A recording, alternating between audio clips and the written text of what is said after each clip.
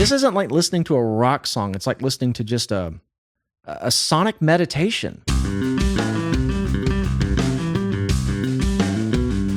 What's up, guys? Welcome back to Low End University. Tempest is from Tool's fifth studio album, Fear Inoculum, released in 2019. It was the long-awaited follow-up to 10,000 Days, which was such a special record for me when I first started playing bass in high school.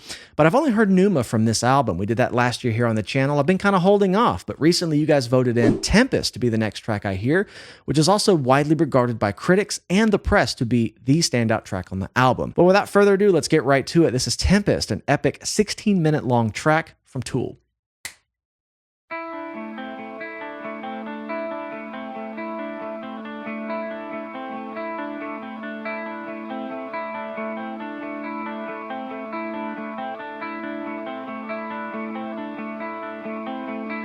Some alternating time signatures.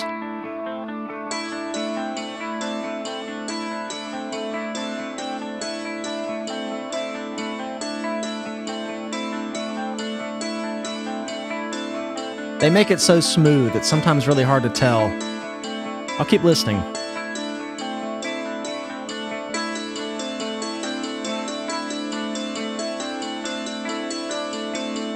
That's neat.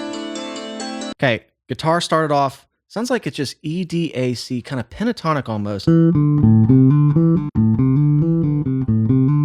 It's kind of alternating, dropping 1/8 note here and there, but what I was going to say is that, Danny Carey comes in with this percussion type of melodic piece. I'm really not sure what he uses. It could be electronic pad. He's got quite the Swiss Army knife of sounds at his disposal. But as soon as he started speeding up and kind of mirroring the guitar kind of dropped back to what he was doing. They kind of swapped really smoothly. And I'm led to believe they're in two different time signatures. And I don't even really think about it that way. They're just accenting different parts of each other's part to succinctly create one huge polyrhythm, or just have two different kind of counterpoint independent lines. But you can hear that swap right here. It's so subtle. All this is so simple, yet there's so much happening already. Guitar is kind of picking more. Now the guitar is subtle, awesome thing there. Okay.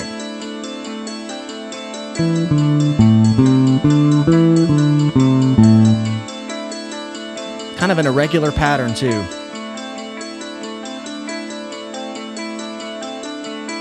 Now they're both sped up. Kind of in unison.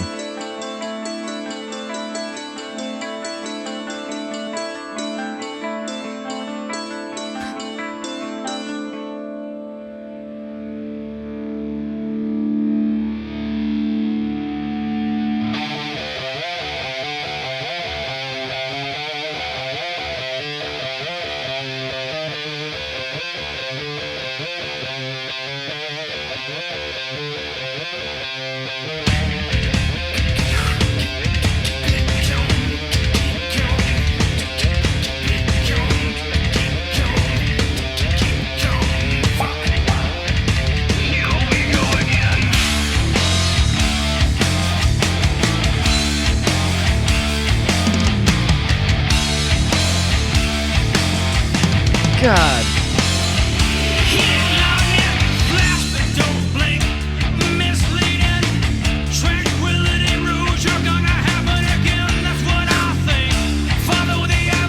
We're right into it. I got my Tool homemade bass patch dialed in. If you want it, it's on Patreon. I have it for download over there, but...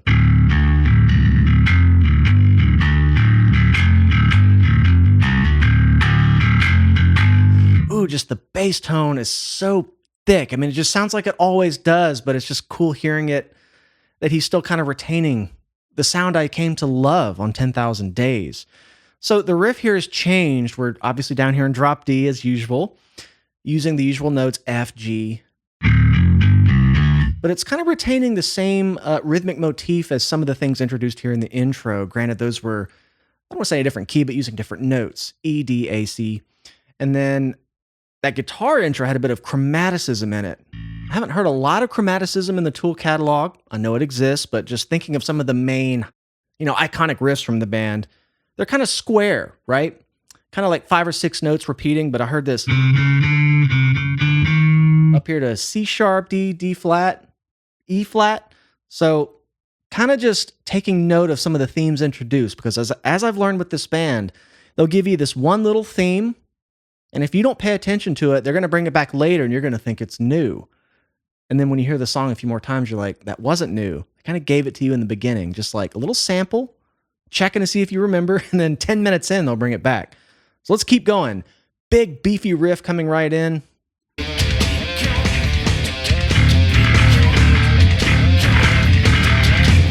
Something broken up here.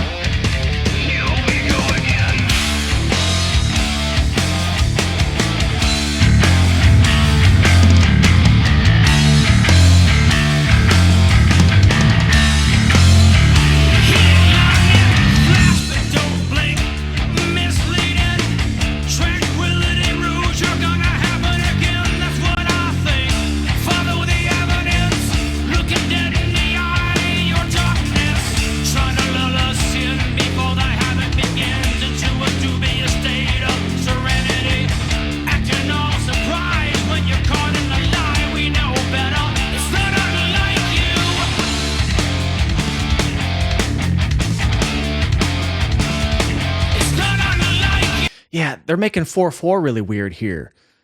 Normally Tool will make, 11/8 sound very normal. They're making 4/4 feel really weird here, really leaning into this 3+3+2 thing. Danny Carey's kind of abandoning the usual 2 and 4 backbeat, but it still exists within, you could technically say 2 bars of 3 and 1 bar of 2/4.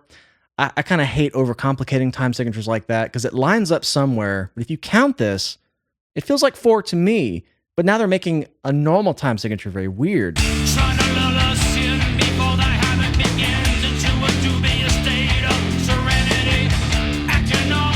Next part.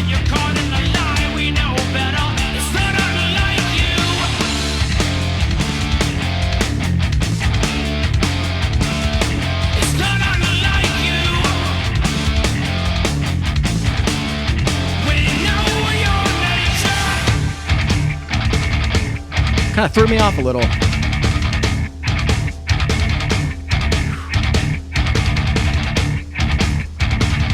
Listen to that blend. Adam Jones and Justin Chancellor, their two tones are just like magic together. And it's so weird is that they perfectly fit with each other like hand in glove, but they're both distorted, they're both heavy, they're both crunchy, but there's just a different quality about them. A lot can be done in the mixing and tone crafting stage, but damn, something about them just makes my blood pressure go up because it's like a visceral feeling. And that's really just showcased right here when they're kind of really up front together in unison. Listen to that.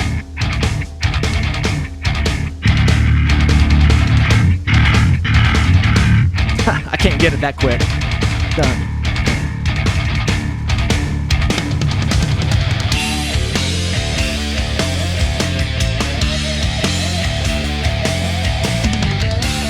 That's that riff.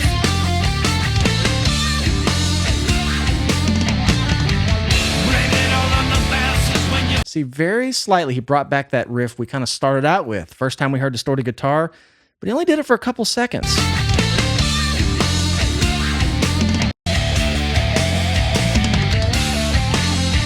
This part, yeah.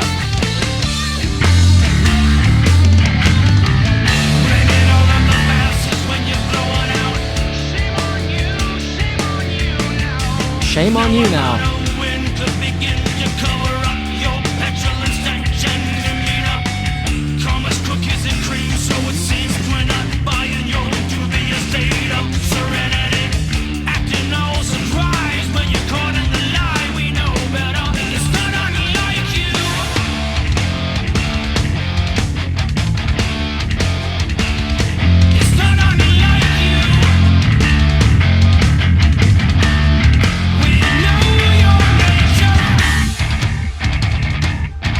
Slow burn song.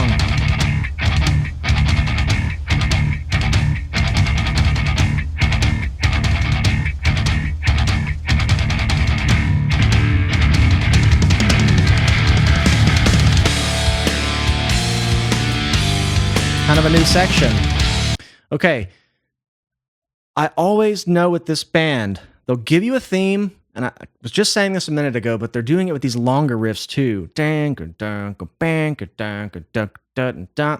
And what's really lovable about this band to me is that Justin didn't stray from that riff really ever in this last minute. I'm not going to go back and keep rewinding, but Adam changed his parts like 3 times over that bass riff.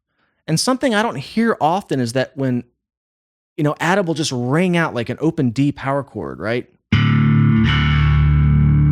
But the bass will still be keeping the same groove going under it and playing notes right around there in the sonic spectrum that you would think would clash.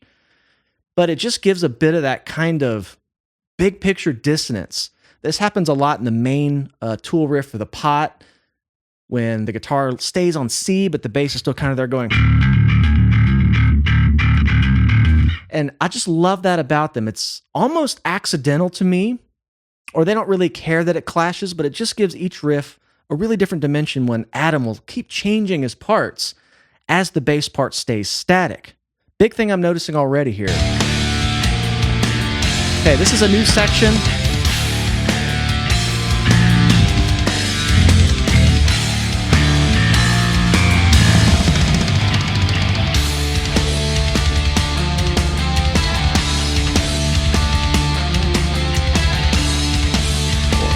6, 7, 8. 1, 2, 3, 4, 5, 6, 7, 8. Another kind of weird 4. You got to really kind of ignore where the accents are placed, but it lines up in an 8-8-4-4 framework still. 5,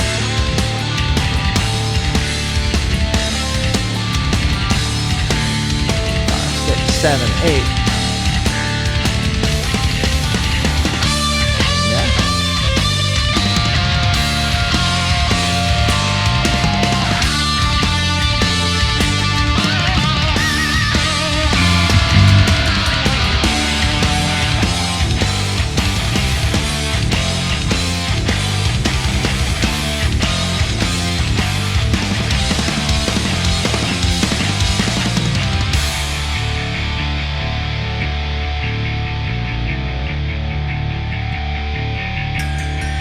Typical kind of like fake out. Again, we've gotten a lot of riffs. They'll put 2 riffs, they'll kind of detour for a second, and then come back to that riff again, a little bit different, detour for a second.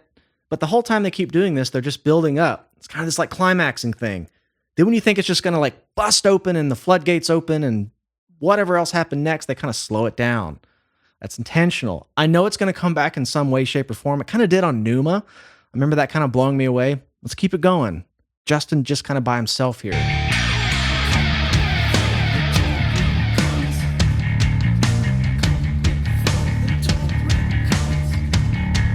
Now we're in 7, 3, 3, 1, 2, 1, 2, 1, 2, 3, 1, 2, 1, 2, 1, 2, 3, 1, 2, 1, 2, 1, 2, 3. Okay.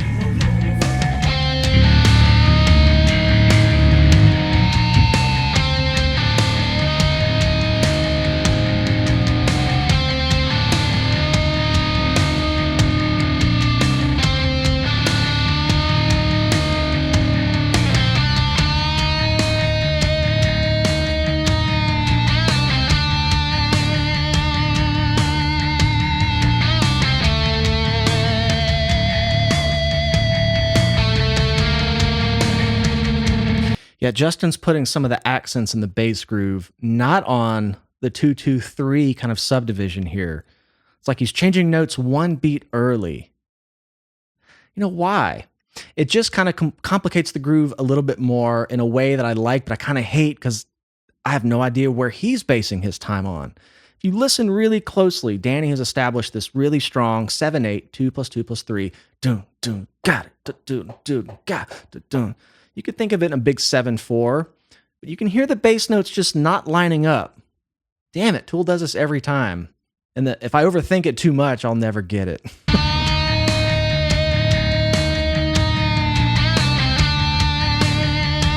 Yeah, just the way he changes octaves.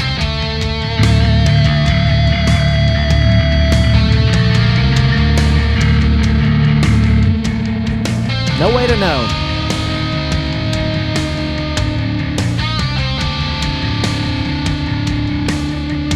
It's very vocal-like, this guitar part, kind of droning and wailing.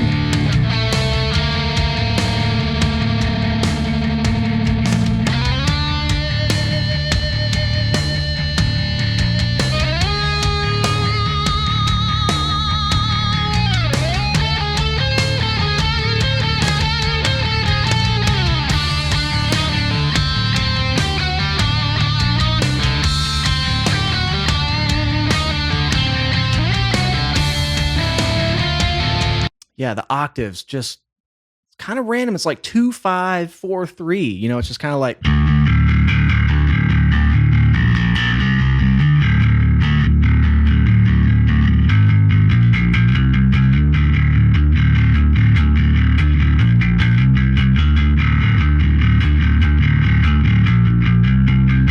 I still can't kind of find what he's latching onto. I'll just kind of stop with that. No idea. Could be anything with them. I love that stuff.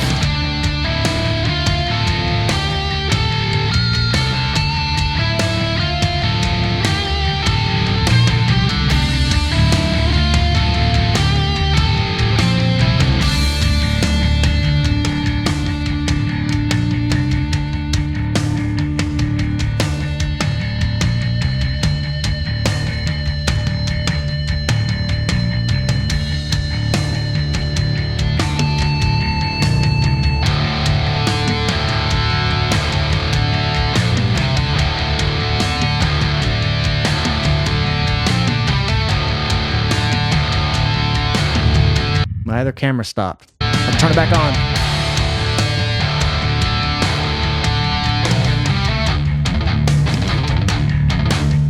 Woo.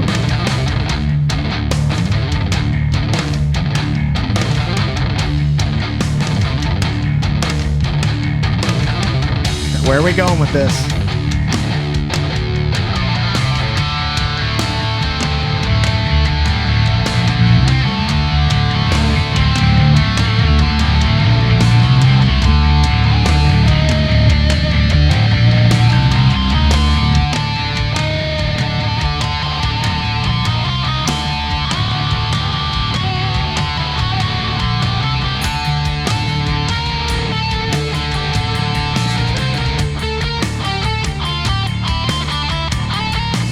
Danny's sneaking in like a ride cymbal over here that's just crept in. Got to really pay attention because then these layers grow and you're like, where do they come from? Right here.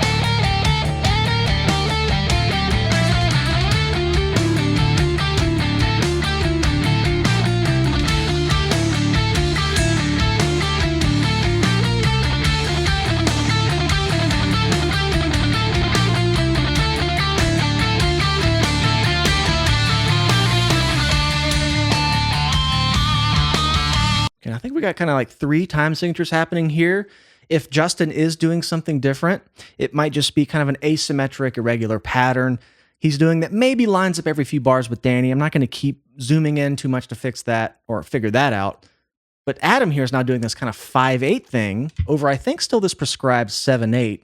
I mean, if you ignore that the concept of time signatures, it just sounds like a big oscillating wash of melodies, and you see things or hear things kind of line up for a second, then they don't. And it's like comets or shooting stars coming by. They just kind of cross paths at any given moment. But we have a 7/8 over 5/8 here, I think. Let's see.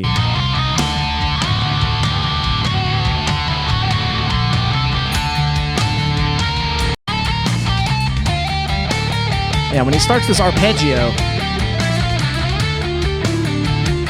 Da, da, da, da, da, 1, 2, 3, 4, 5, 1, 3, 4, 5, 1, 2, 3, 4, 5, 1, 2, 3, 4, 5. 1, 2, 1, 2, 1, 2, 3. Yeah. On top of each other. Danny's still going dun dun ga dun dun ga dun dun da da da da 1, 2, 3, 4, 5, 1, 2, 1, 2, 3. Woo! Making my brain hurt.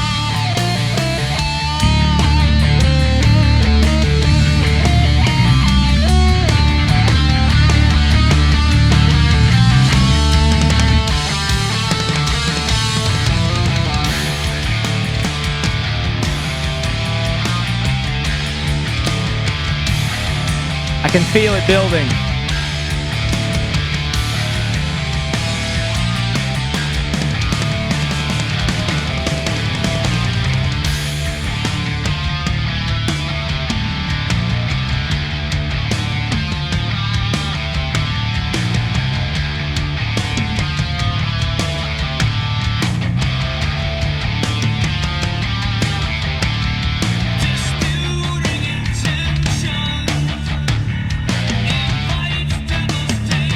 Now they're all lining up with what Justin was doing. The guitars have finally acknowledged that kind of irregular octave grouping he's doing.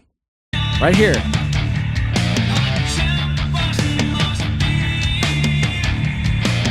Just for a second right here.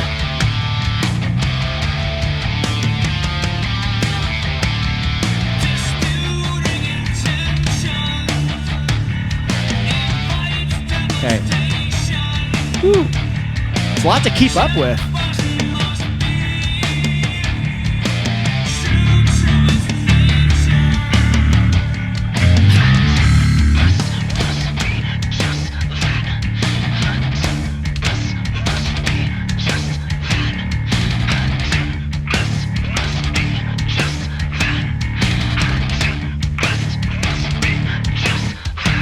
Tempest must be caught. Tempest must be just something. I'm trying to get the lyrics here.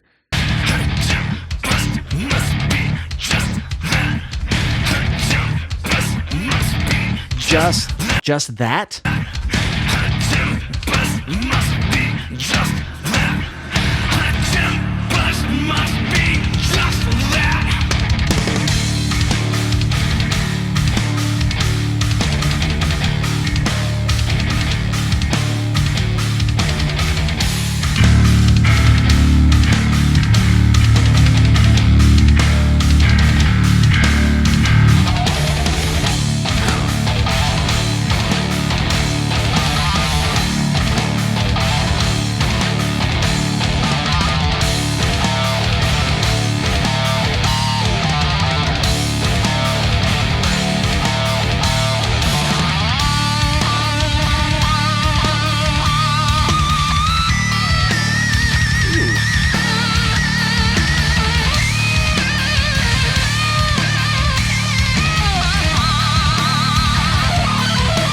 Just waiting for the payoff. I know it's coming. And they do the little things to kind of distract you. They think you're going here, and they kind of just go to the side for a second. And you don't know when you're getting back on the freeway or not, but they'll let you know when it's time, and it'll just hit out of nowhere.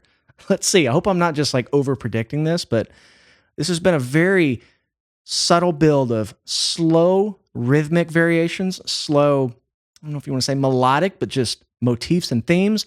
One person introduces a new theme, then they become the ostinato. Ostinato just means a repeating musical phrase when something else goes in the forefront. They just keep stacking things.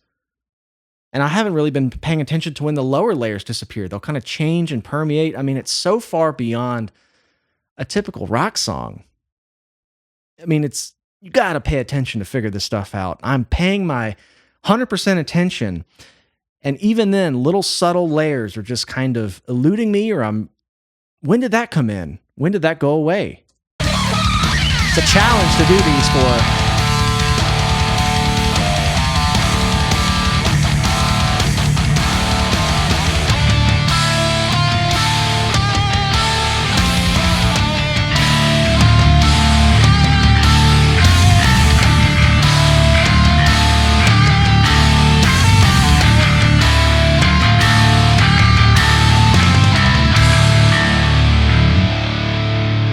Locked in there for a second.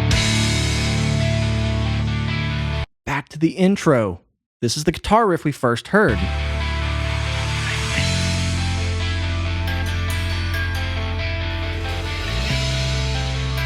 Putting some different root notes under it, okay?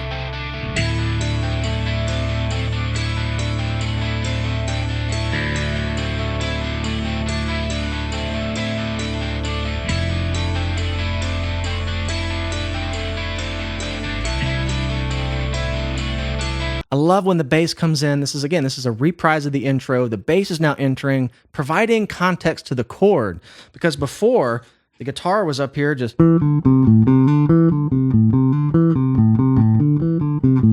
now he's putting like an F under that, a C, a G. It completely kind of recontextualizes that little melodic theme.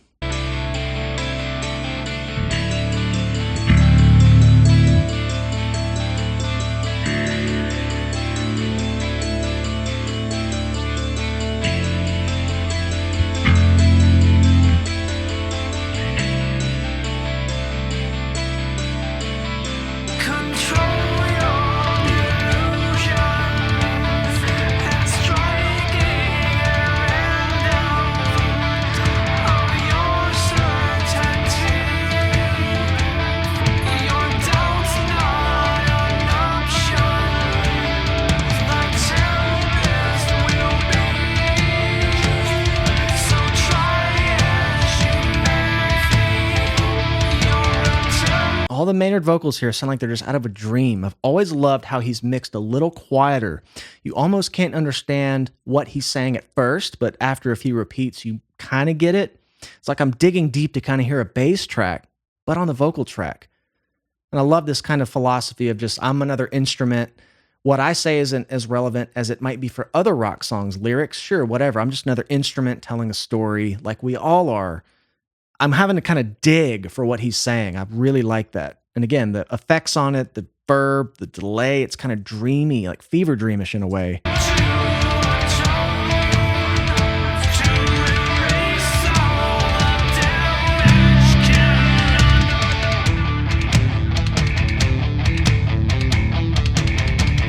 Guitar intro again.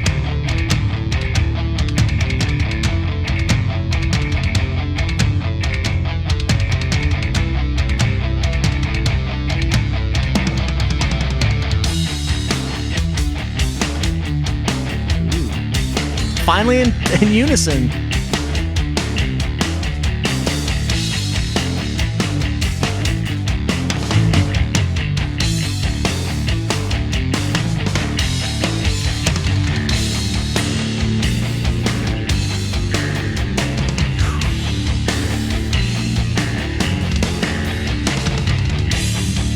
I love when he does that move where he plays the open D.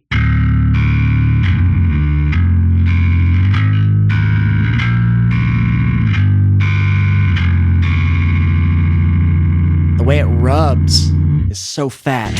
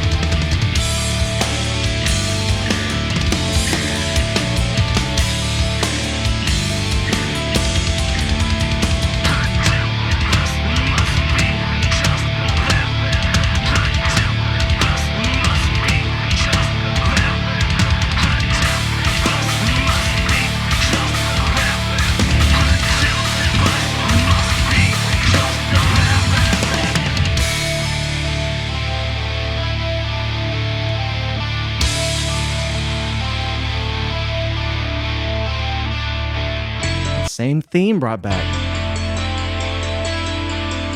Hey, that was kind of the end.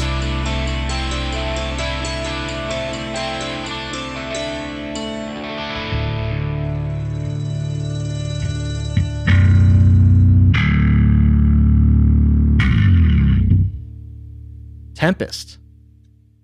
So this is usually the part where I tell you my analysis, kind of right afterward. This is kind of tough to do with a 16-minute Tool track I've never heard when there's so many layers. Some I'm sure I missed.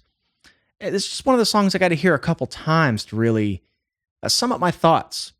It didn't quite give me the payoff I thought it was going to give. I mean, it kind of climaxed for a bit there, but I was thinking more like Numa, where it all just kind of coalesced in this big drop. But it was still an amazing song, amazing listen. This isn't like listening to a rock song. It's like listening to just a sonic meditation. And as a person with a musical ear and an analytical musical ear, I just enjoy kind of hearing the way all their themes are like one big kaleidoscope where something gets reimagined 4 or 5 times. Then they bring back this one little thing from 10 minutes ago, but a little bit differently. Almost like I've said in other Tool videos I've done on the channel. It's like, where have I heard that before? Oh, 2 minutes ago, but it was a quiet layer. Now it's a loud layer. And what I thought was really random with Justin establishing this kind of octave groove, I think it was actually kind of mirroring that main rhythm, which sounded random at first. Dugga-dut, dut, dugga-dut, dut, dugga-dugga-dugga-dut. It's like just, a metal groove, right? But I've heard that theme cycled through so many times in so many different ways. I mean, it's just a lot to process. I think this song, and I'm going to say this as a compliment, it's like a Taco Bell menu. It's all the same thing, just wrapped differently. How many ways could they wrap these few themes? A little guitar intro, the bass groove, just a kaleidoscope. It's a kaleidoscope of a listen. But I'm going to stop rambling. It's kind of hard to sum up my thoughts, but what a great listen. Great production, tones, all the things I've come to love. From Tool, I feel like this track would make more sense in the full listen, and one day I will. But you guys voted in Tempest, and here we are. Epic track. I know this is probably a long video, so I'm going to sign off. Thank you guys for hanging out. If you'd like to support this channel further, come find us on Patreon. We do full albums and vote on them each month. In fact, Fear Inoculum was on the very first poll, and it got last place, and I haven't gotten around to listen to it. It kind of plays into this story. And if you enjoyed this, please make sure you're subscribed. I love you all. Woo! We'll see you in the next one.